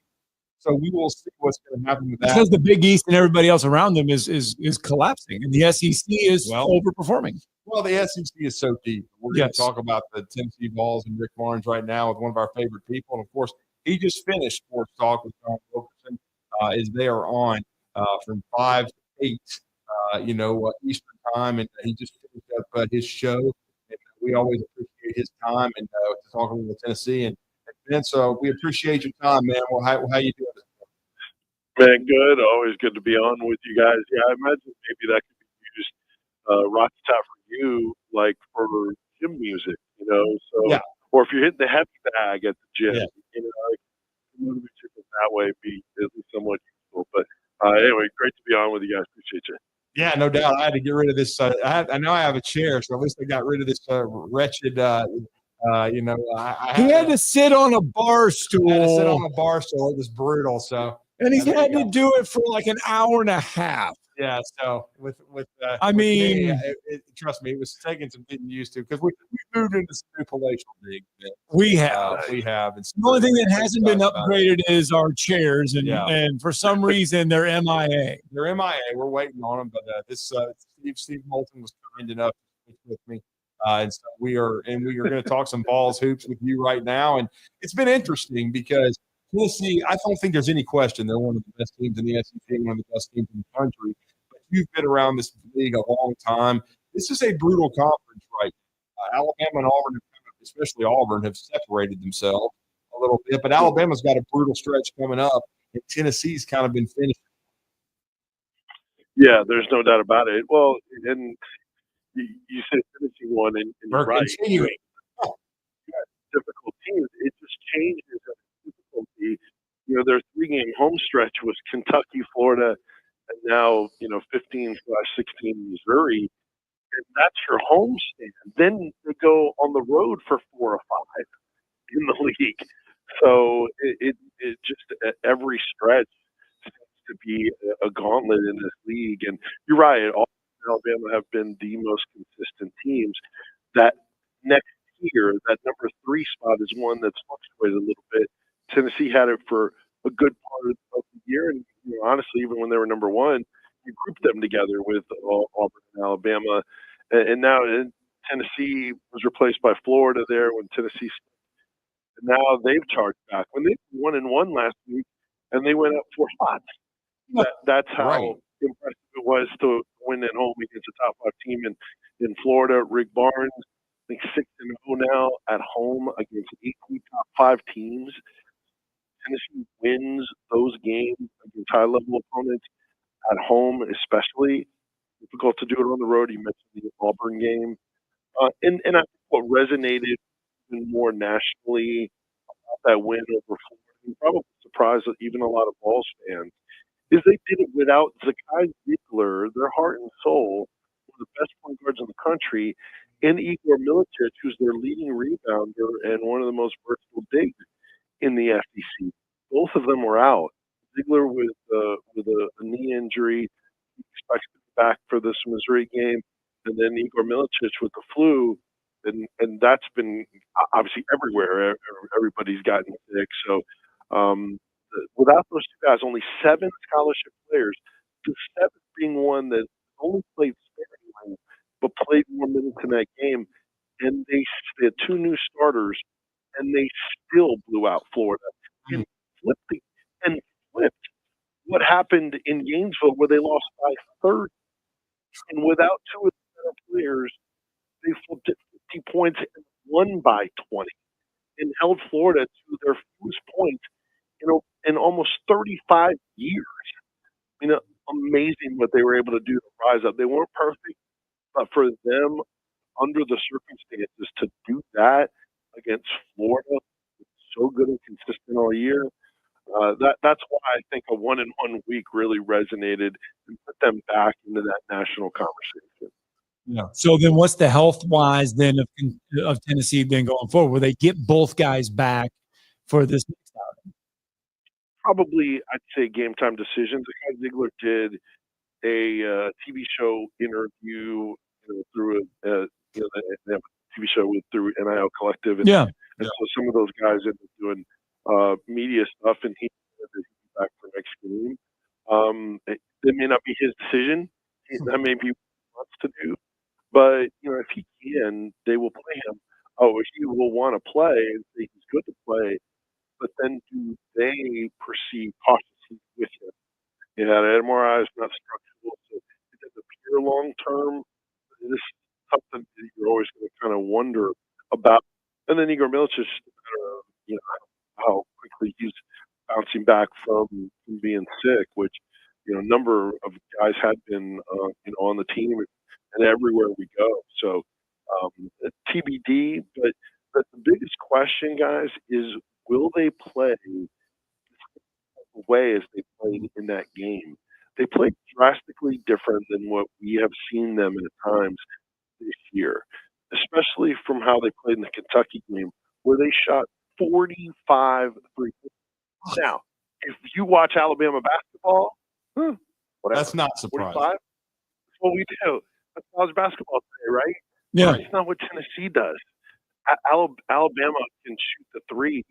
Teams that are high-level three-point shooters, okay, game circumstances, you can do that. Or if that's your regular style play, like NATO in Alabama at times during his tenure there. But that's not Tennessee's game. That's not Rick Barnes basketball, especially because Kentucky was daring Tennessee to shoot the three. And 90+% of their three-pointers were open looks. But they only hit 11 of them. That's a low percentage of your three-point makes. And Rick Barnes is asking the postgame, are you a good enough shooting team to take 45 three-point shots? And before the question was even finished, he's like, no. So you take three-point shots when they're giving them to you, but if you don't move the defense and you're not great shot makers, you're not only not going to make the shot, but you're not going to get the rebound either. So they should play the right way against Kentucky.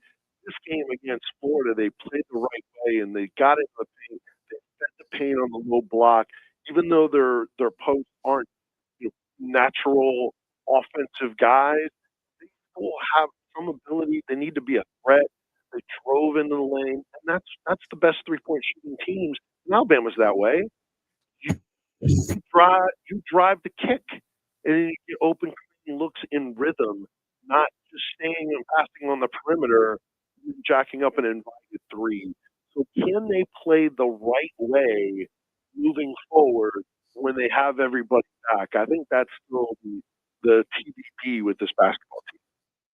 Yeah, and then I have to admit, when I saw the stat line, because I didn't get a chance to see the entire game, I almost thought it was a misprint.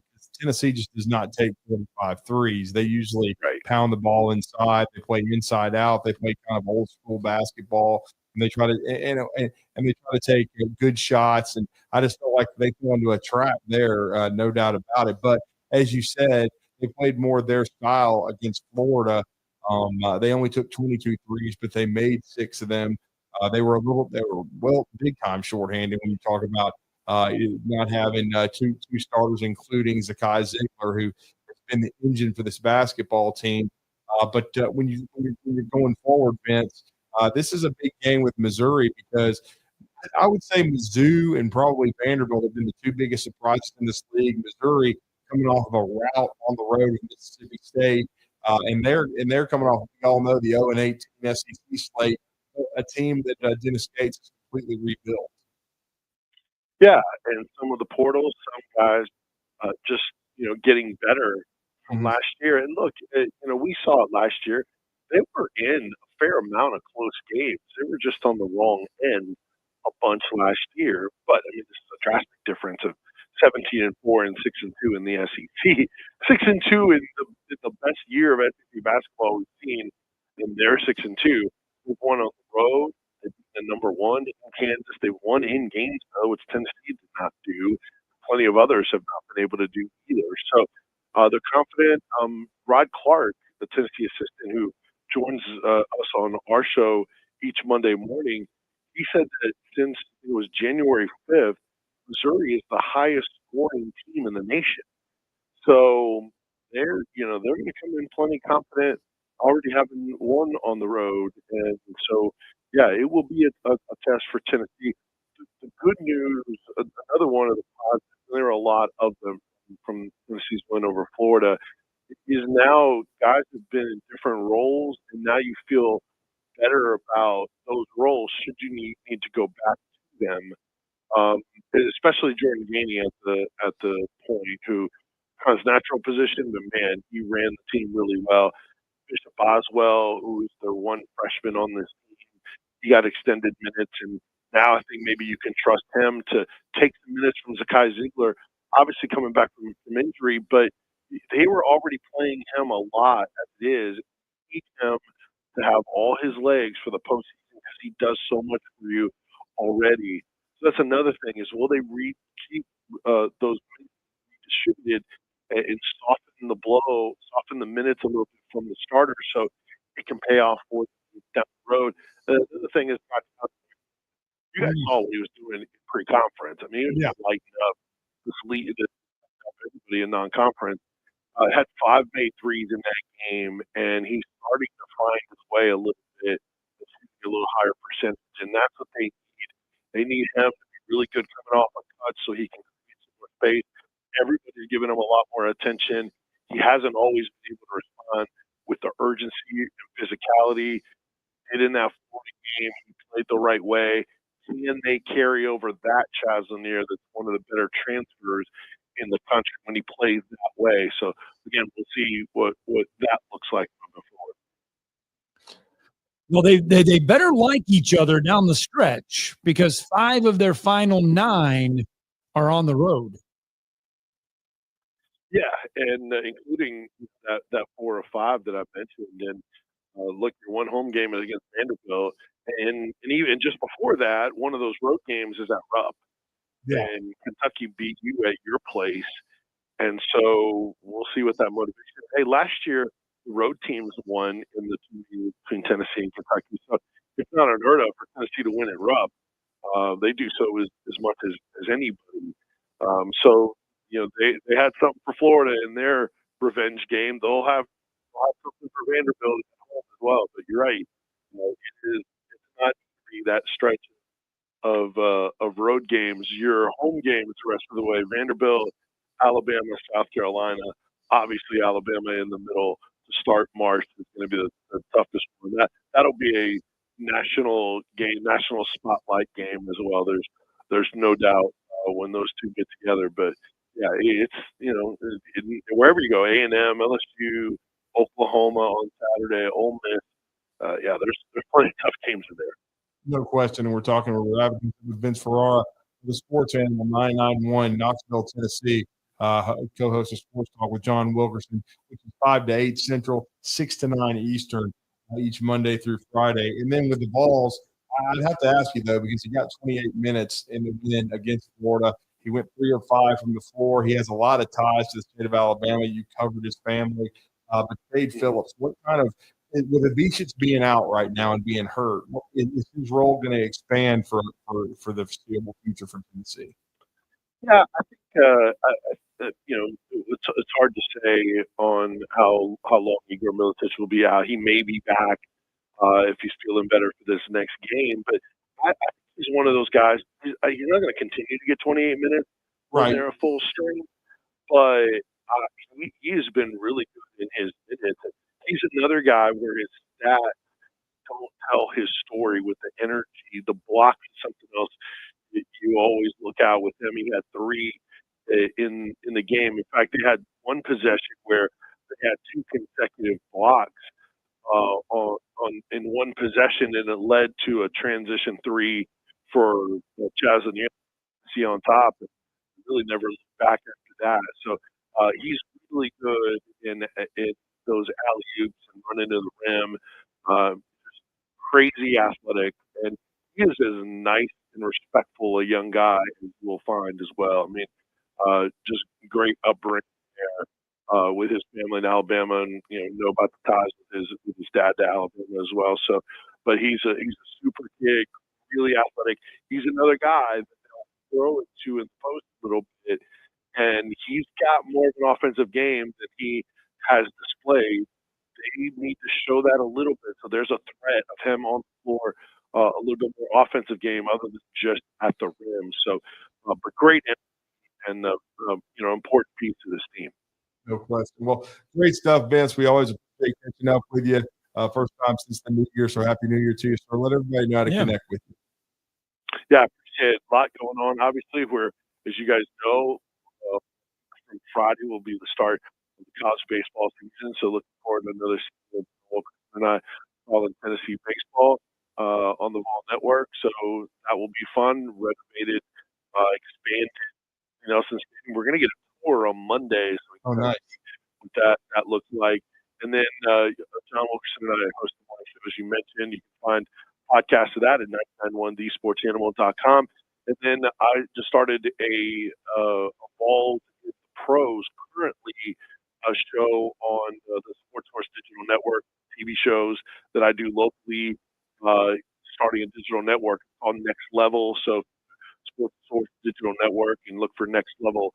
You can see me on the tube doing some breakdowns, some cool interviews and stuff like that. So always appreciate your time, guys. That's awesome. Yeah, it's awesome. And Awesome. Tennessee with their baseball national championship and all the pros they're turning out. He'll be doing a lot of baseball stuff. Right. It's overlap season with hoops. Dalton Connect got a new teammate with the Lakers. And yeah, there's Trey Smith in the Super Bowl. There's a lot to talk about. For sure. Yeah, we talked a little bit about that for sure. Yeah, they're still talking about it. Thank you, sir. Right. All right. Thanks, guys. Have a great week. Let's get that final break in. Your tomorrow's headlines will wrap it all up next.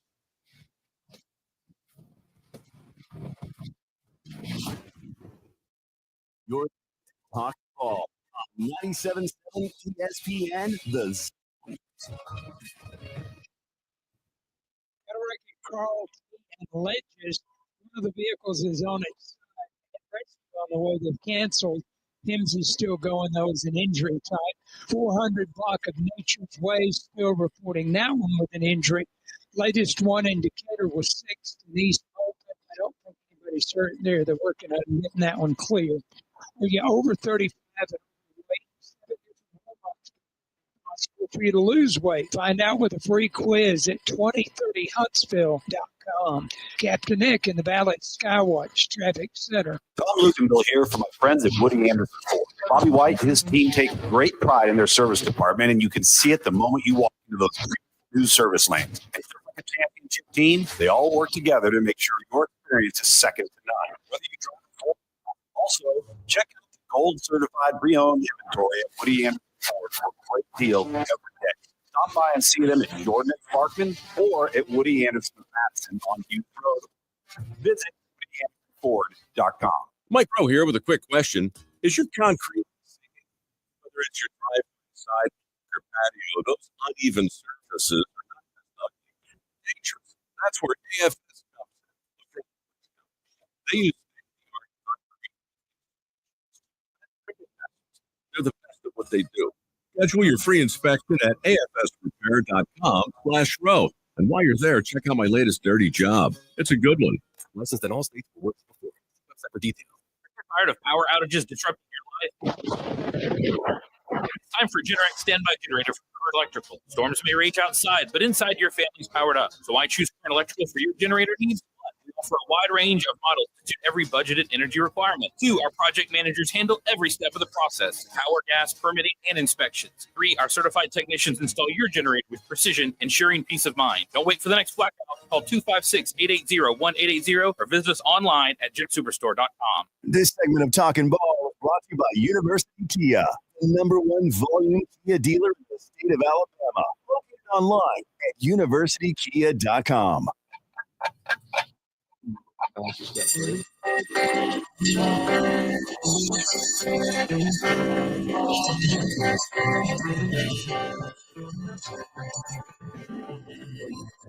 It's time for tomorrow's headlines today with Scott Tyson and Drew DeArmond on 97.7 ESPN The Zone.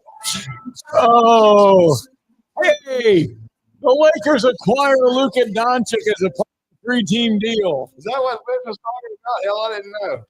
Apparently, because it's all over get up. Yeah, and Luka's hurt. Anthony Davis was traded to the Mavericks, in case you have not heard. They're both on the injured list. Good job. Under load management. I get it.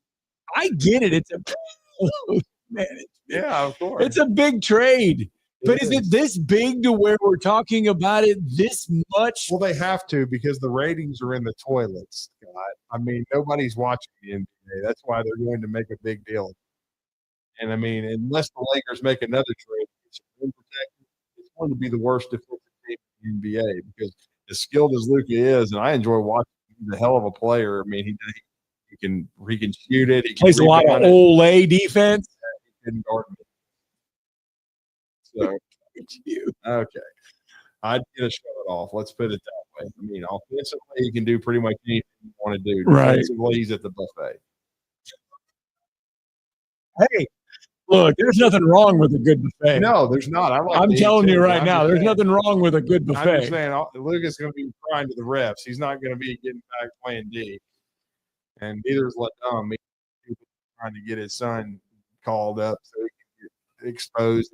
1 for 11 with 5 turnovers. So in my Super Bowl, I was kind of looking over some things and had the Super Bowl media guide or whatever.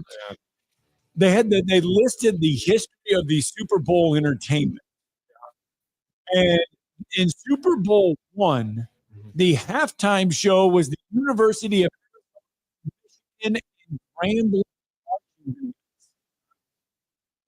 Here we get Kendrick Lamar. We go from having marching bands to Kendrick Lamar. I'd rather have Snoop Dogg and Dre myself. But my era.